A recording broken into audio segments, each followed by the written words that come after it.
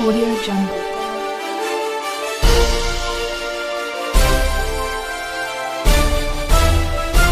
Audio Jungle. Former President Mugabe to appear in court as Mzembi's corruption saga gets hot.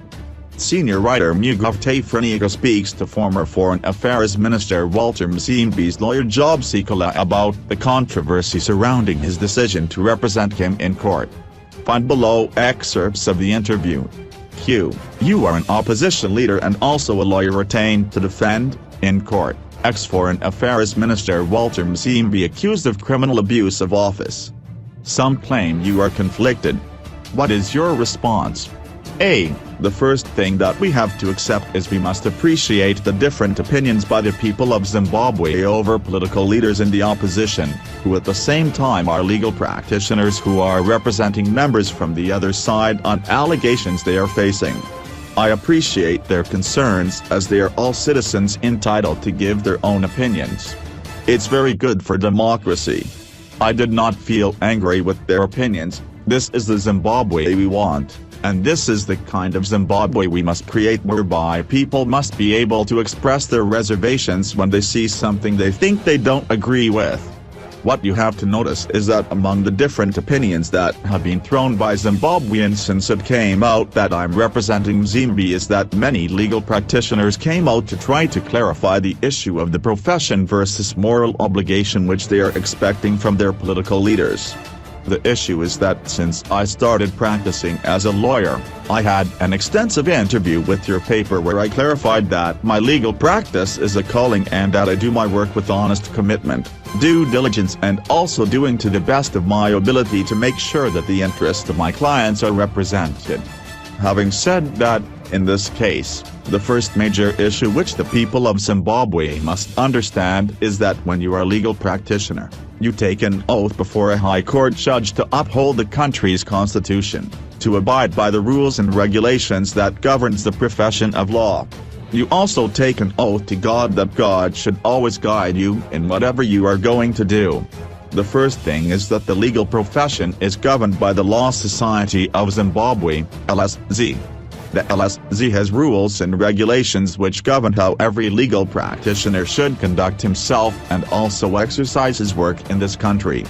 In those regulations and in the ethical regulations of the LSZ, it is pure misconduct that is subject to disciplinary proceedings against the legal practitioner who, after having been given instructions by a client, tries to discriminate against that client. You will be subject to disciplinary proceedings by the Law Society. Q. Why did Mzembi chose you to be his lawyer? A. What happened is that the former Minister of Foreign Affairs, for 2 consecutive days, invited me to his house to give me full briefings before he was arrested. We issued a statement before he was even arrested, and in the 2 days, he was giving us explanations and also details of what has been happening during the period of his service as a minister, and also people who have been after him and people who have been vowing to politically persecute him.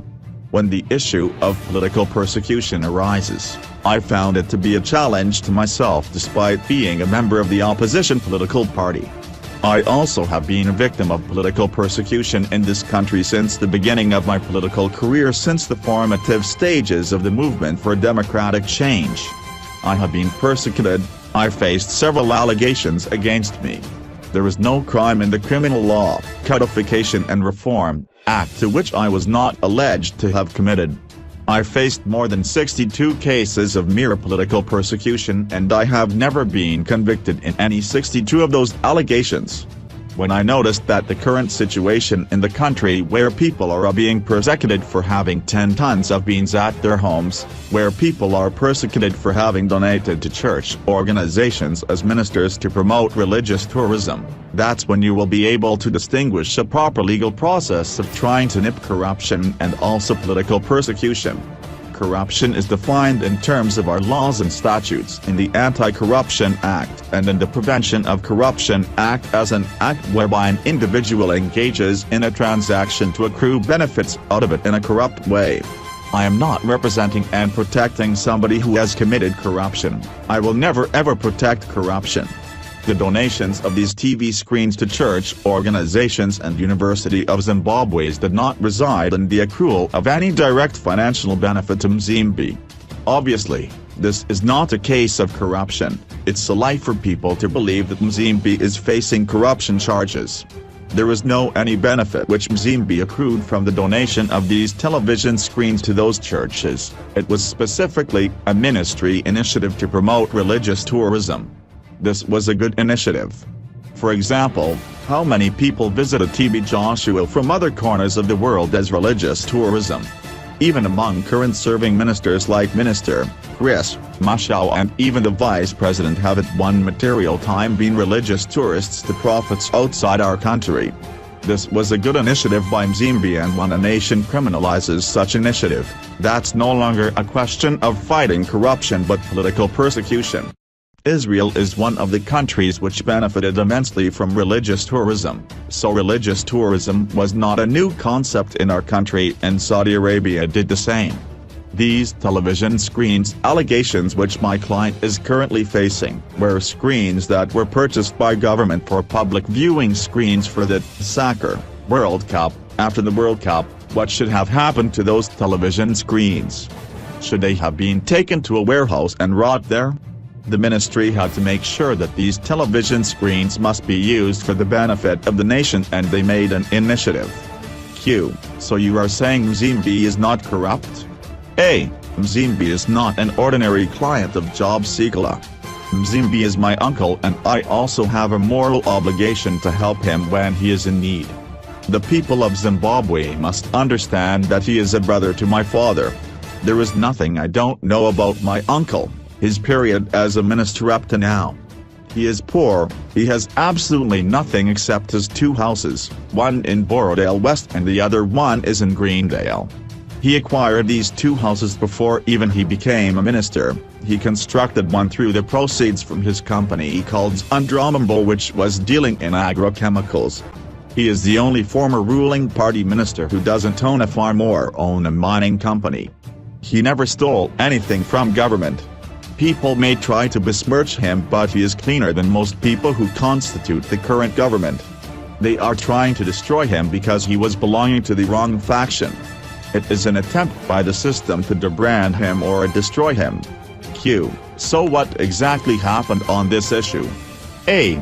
There was a cabinet resolution to the effect that the minister must promote religious tourism.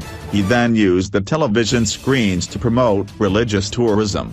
They are refusing to declassify cabinet minutes that gave him that directive to implement religious tourism at the material time, but we are not going to stop until we have got the truth. So we are going to subpoena the former chairperson of cabinet at the material time, who is the former President Robert Mugabe, to come and appear in court to tell us that on the day when they were discussing the policy of promoting religious tourism, what were the resolutions made by cabinet regarding that. We are also going to make an application to subpoena the former Minister of Finance Tendai Biti to come and testify on what the resolution says about what should have happened to the TV sets. This is a matter of political persecution, and as a victim of political persecution myself, I know how painful it is. The people who accuse me that I am representing a ZANU-PF client, it's not true. He was expelled and he is currently a citizen of this country. He stopped to be a member of ZANU-PF on November 19. Q. Assuming it was another corrupt ZANU-PF official, would you have represented that client? A. In terms of legal ethics, if you turn down any instruction on grounds of discrimination, if that client insists that he wants you to represent him and you refuse, you are liable to charges of misconduct. A lawyer is not allowed to recuse himself for any other reasons except of extreme circumstances.